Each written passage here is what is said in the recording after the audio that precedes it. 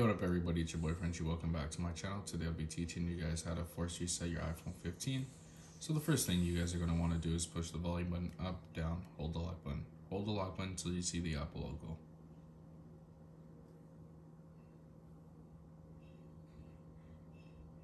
If you guys need any assistance on any other iPhone videos, you can message me on Instagram. My Instagram is going to be down below. You click up.